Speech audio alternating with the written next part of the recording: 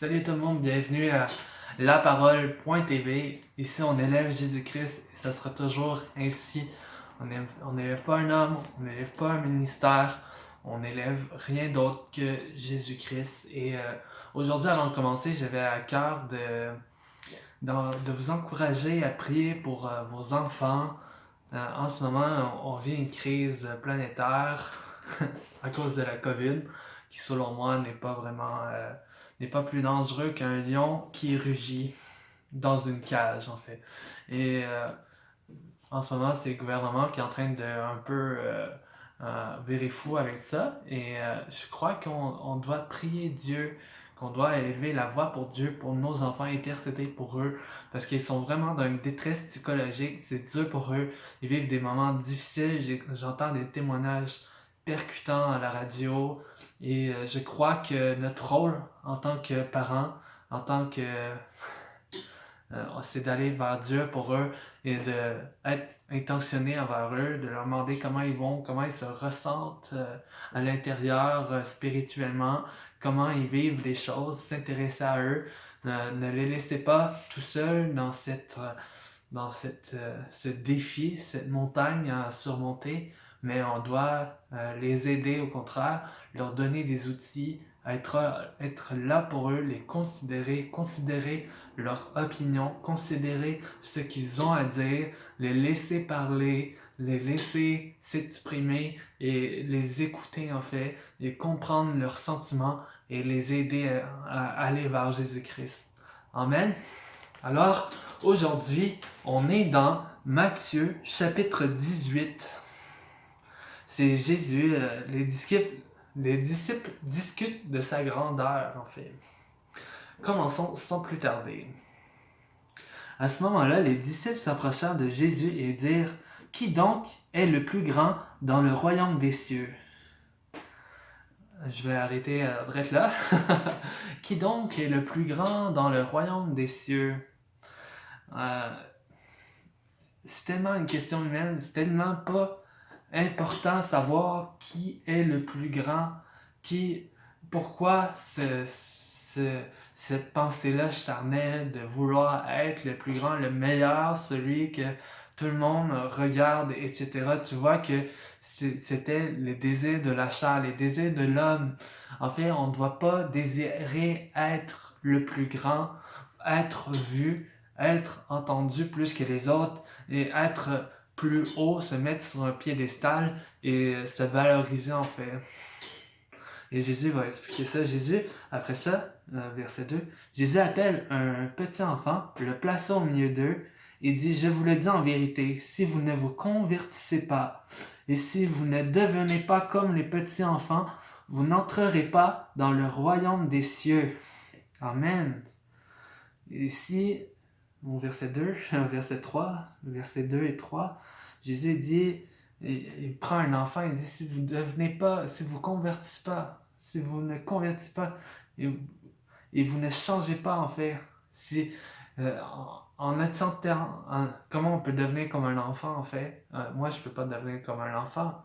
Vous vous dites, tu sais, j'ai 50 ans, puis j'ai vécu une longue vie, comment pourrais-je devenir un enfant?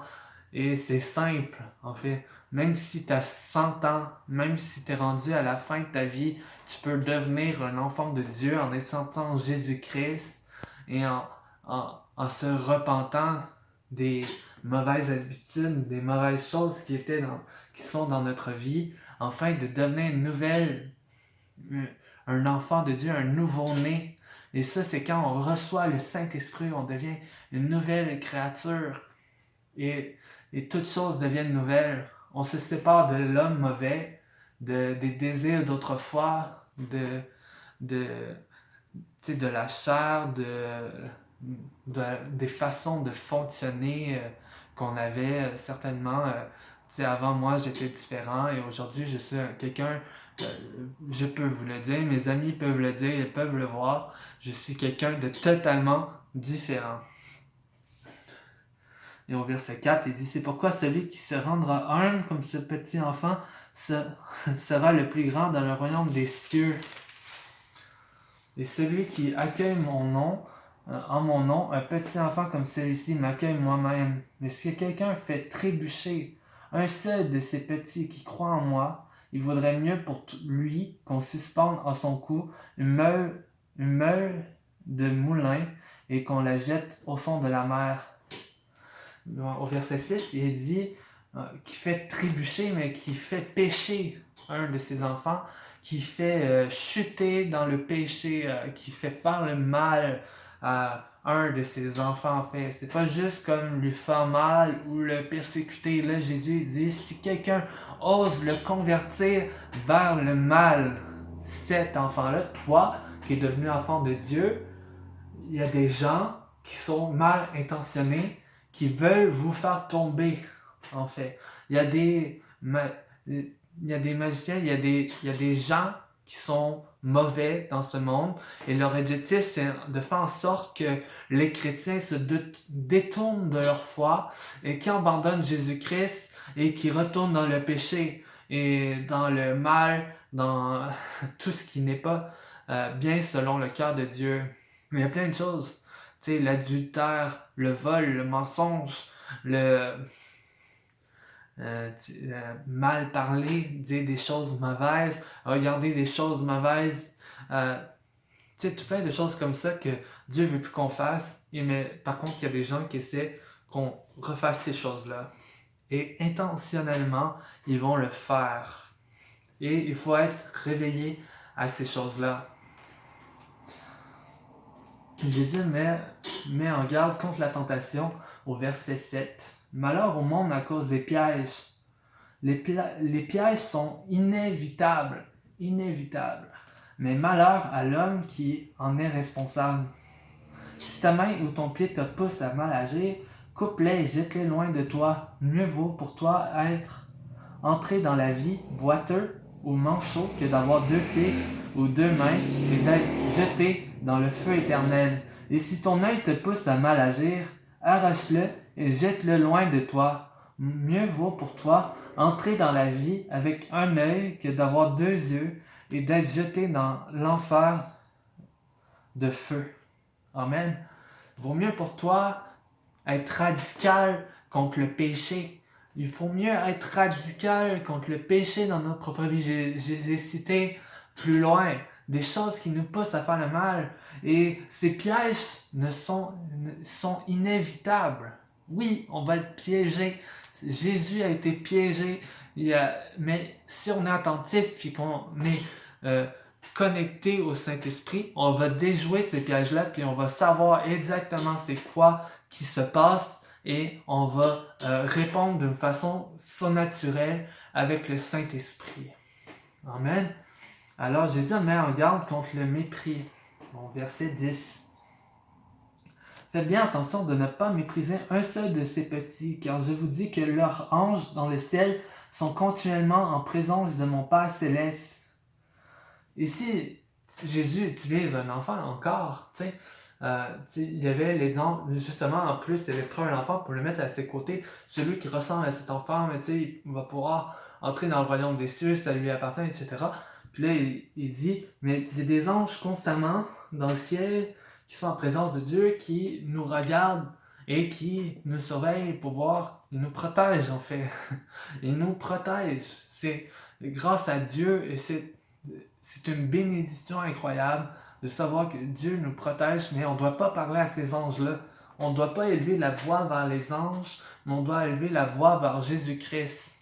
Et c'est lui seul qui va donner ses ordres aux anges. Parce que dans le fond, si on parle aux anges, ce qui est dangereux, c'est qu'on parle à des anges déchus aussi. Mais notre connexion avec Dieu, c'est juste un canal. Tandis que si on prie un ange, mais il peut y avoir plusieurs mauvais esprits alentour de toi et tu vas parler à un mauvais esprit. Fait qu'il faut faire attention à ça aussi. Le verset 11. En effet, le Fils de l'homme est venu sauver ce qui a été perdu. Qu'en pensez-vous? Si un homme a 100 brebis et que l'une d'elles se perde, ne laisse-t-il pas les 99 autres sur les montagnes pour aller chercher celle qui s'est perdue? Et s'il la trouve, je vous le dis en vérité, il y a plus de joie que des 99 qui ne sont pas perdus. De même, ce n'est pas la volonté de votre Père céleste qui se perde un seul de ses petits. Ici, Jésus explique que Dieu veut pas qu'on tombe dans ses pièges, que Dieu veut pas qu'on s'éloigne de lui et qu'on se pervertisse au mal. Au contraire, il veut qu'on soit protégé par lui et qu'on fasse sa volonté et qu'on le recherche et il va nous aider. Il nous a donné le Saint-Esprit, il nous a donné la parole de Dieu, il nous a donné des amis qui sont forts en Jésus-Christ. Entourez-vous de bonnes personnes qui vont vous emmener vers Jésus-Christ et qui vont vous pousser à la repentance, qui va vous pousser à la sainteté, qui va vous pousser à aller plus loin dans votre foi avec Jésus-Christ et qui vont toujours avoir une parole de Dieu. Je vous dis pas de vous enlever du monde, là, de vous enlever de vos amis païens. Peut-être qu'il y a des bonnes personnes qui sont incroyants et que vous êtes là justement pour les évangéliser à travers votre amitié et votre vie. Il y a vraiment une... Mais tu sais, on doit pas juste être... On doit aussi avoir des amis chrétiens, des gens qui nous supportent dans la foi. Amen. Alors, verset 15, Jésus enseigne comment traiter un croyant qui pêche. Si ton frère a péché, va et reprends-le seul à seul. S'il t'écoute, tu as gagné ton frère. Mais s'il ne t'écoute pas, prends avec toi une ou deux personnes, afin que toute l'affaire se règle sur la déclaration de 2 ou de 3 témoins. Amen. Jésus nous donne tellement une bonne clé. Si tu vois un frère dans le péché en train de tromper sa femme, va pas voir tout le monde avant, tu sais, ou quelque chose comme ça. Va le voir personnellement et dis, hey, tu sais, je t'ai vu avec une autre femme, tu l'as trompé. Tu sais que Dieu attire pas ça, que Dieu est triste de ce qui arrive et toi-même, tu aimes Dieu. Ces choses-là ne devraient pas arriver. T'sais, on y va avec douceur aussi. T'sais. On va pas en criant dessus. Mais vous comprenez ce que je veux dire ici. On n'a pas besoin d'aller dire à toute l'Église que la personne a un problème. Si la personne a ment, mais va dire ah mais je sais que c'était pas vrai ce que tu as dit. Et au lieu de garder ça en toi et faire comme si tu étais aveugle et laisser ce péché-là se produire, cela va t'être reproché aussi à toi parce que tu as vu ce péché se produire et tu l'as laissé aller. Au contraire, tu dois aller reprocher ton frère, mais dans la douceur et dans l'amour et lui dire ah, tu sais, je t'ai vu voler, c'est pas bien, tu sais, tu devrais redonner cet argent-là à la personne à qui tu l'as volé parce que elle t'appartient pas, cette personne-là a travaillé pour, puis c'est pas bien. Vous comprenez un peu? C'est bien, j'ai pas besoin d'aller plus loin. Merci. S'il refuse de les écouter, dis-le à l'Église. S'il refuse aussi d'écouter l'Église, qu'il soit à tes yeux comme le membre d'un autre peuple, le collecteur d'impôts. Amen. Un frère qui dit, moi je m'en fous, là, je vais continuer à voler, puis etc. Puis là, tu dis, mais en toi-même, ok, ouais, je vais aller voir ton frère, puis peut-être lui eux vont vous convaincre, mais là, c'est dit encore à eux. Mais là, moi, là, c'est pas à vous autres de dire là, comment je dois vivre ma vie. Mais là, puis, etc. Puis ensuite, mais finalement, cet homme-là n'aime pas Dieu. Cet homme-là n'aime pas la parole de Dieu. Il n'aime pas être dans la vérité. Il n'aime pas la sainteté de Dieu. Et il vit juste pour l'apparence et il dit de l'éloigner de l'Église. Amen. Verset 18, je vous dis en vérité, tout ce que vous lirez sur la terre aura été lié au ciel, et tout ce que vous délirez sur la terre aura été délié au ciel. À partir de ce verset-là, tout le monde peut dire, je vais tout lier, là, je vais lier tout à Jésus-Christ, puis wow! Tu sais, il faut rester dans le contexte, là, tu sais, si on va pas tout déclarer des choses pour lier les personnes, etc., ou quoi que ce soit. Tu sais, ce qu'on a discerné avec l'Esprit de Dieu, mais en fait, Dieu l'a approuvé parce que c'est l'Esprit de Dieu, c'est approuvé. Puis il y a d'autres personnes aussi qui ont reçu l'Esprit de Dieu pour avoir un discernement sur une situation. Et ce qui vous arrête d'éprouver et de dire ah, ça n'a pas de bon sens, on peut pas faire ça, on peut pas avoir des orgies dans une église. T'sais. Ça va être lié à travers votre église. Vous allez être d'accord et ça va être fait ainsi.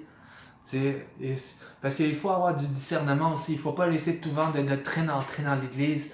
Fait on doit avoir une connexion parce que le monde change, le monde, il se passe des choses en ce moment et on doit être alerte. Mais il n'est pas écrit ça, mais peut-être c'est pas bien non plus, tu sais. Le transhumanisme, c'est pas bien non plus. Changer le corps humain en robot, etc. C'est pas écrit dans la Bible, t'as pas le droit de faire ça. Mais on a un temps pour Dieu, on doit discerner ces choses-là. Amen. Alors, continuons au verset 19. Je vous dis encore que si 2 d'entre vous s'accordent sur la terre pour demander quoi que ce soit, cela leur sera accordé par mon Père céleste. En effet, là où 2 ou 3 sont rassemblés à mon nom, je suis au milieu d'eux. Si on est 1 ou 2 ou 3 frères ensemble, puis qu'on prie quelque chose, cela va devenir automatiquement une réalité. Non, je ne crois pas en réalité.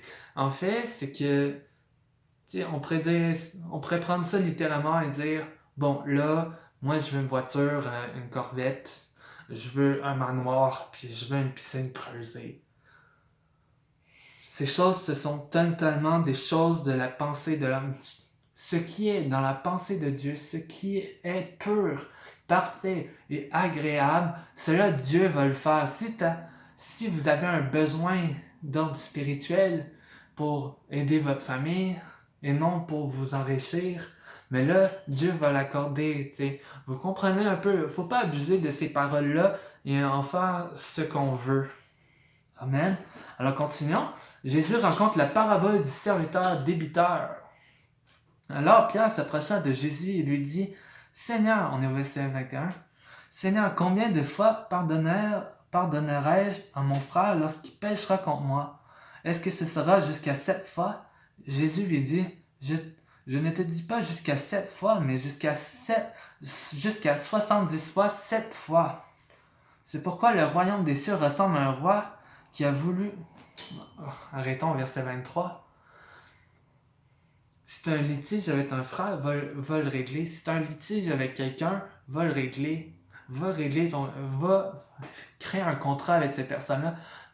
Ne le cache pas loin dans ta tête. Il va toujours revenir et ça va être incessant.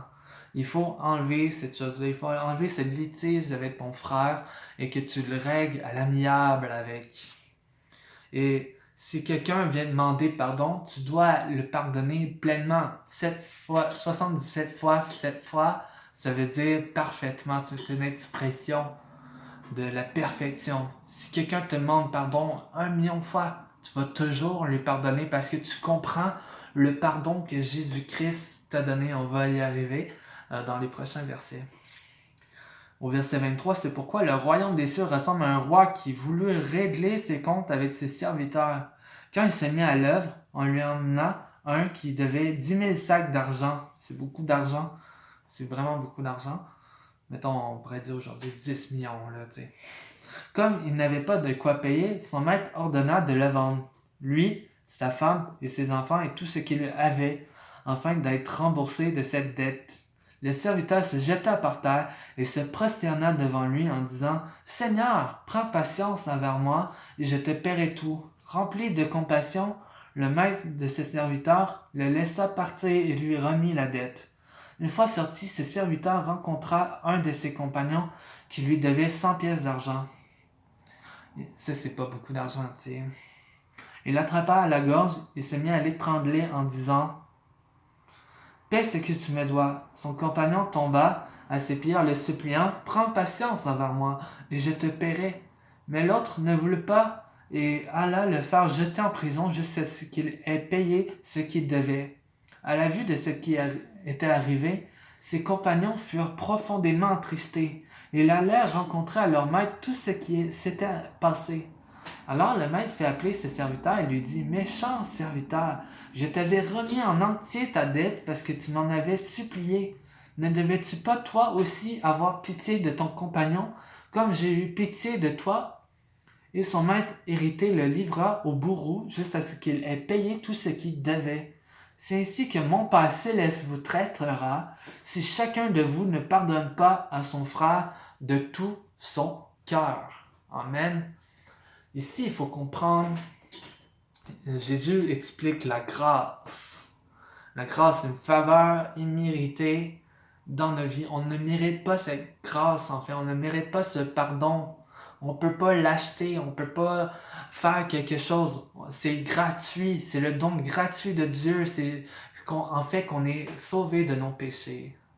Et en étant sauvé, Dieu nous a pardonné nos erreurs parce qu'on avait fait des fautes avant lui, on a renié Dieu, on a craché sur Dieu, on a insulté Dieu, on a utilisé son nom en vain, on n'a pas suivi ses commandements, on l'a renié, on lui a fait énormément de peine à travers notre vie, mais Dieu nous a pardonné. Aujourd'hui, on est parfaitement pardonné en Jésus-Christ. Et si toi, qui es pardonné parfaitement, tu ne pardonnes pas à quelqu'un qui vient juste, qui t'a offensé, qui te devait de l'argent, cette personne-là, elle vient te voir. Elle te doit de l'argent, elle te demande pitié pour la rembourser. Et toi, tu dis non, là, ça suffit, tu l'envoies en prison. Tu comprends pas réellement la grâce de Dieu. Dieu aurait fait grâce à cette personne-là et dit oui, tu peux attendre, tu sais. Tu n'es pas obligé de tout effacer ses dettes non plus, mais tu peux t'arranger avec lui, l'aider. Aussi, tu sais, il a fait une erreur envers toi. Puis toi, tu es là, non, mais là, il a fait une erreur envers moi, il est méchant, c'est un pécheur, c'est un menteur, c'est un voleur. Puis là, tu répètes ça sans cesse. Tu expliques l'histoire à tout le monde alentour de toi, mais tu es dans l'erreur, en fait. Tu es dans l'erreur et Dieu veut que tu le pardonnes parfaitement, pleinement, et que de tout ton cœur.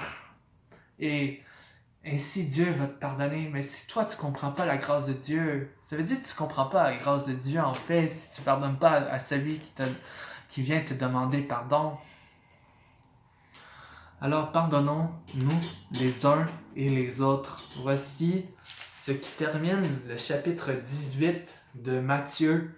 Alors, on se rejoint pour le prochain chapitre, au chapitre 19. Et je vous remercie encore de m'écouter, de me suivre, de me partager ces vidéos, de commenter si vous avez des commentaires, si vous avez des révélations, si vous avez quoi que ce soit. N'hésitez pas à partager.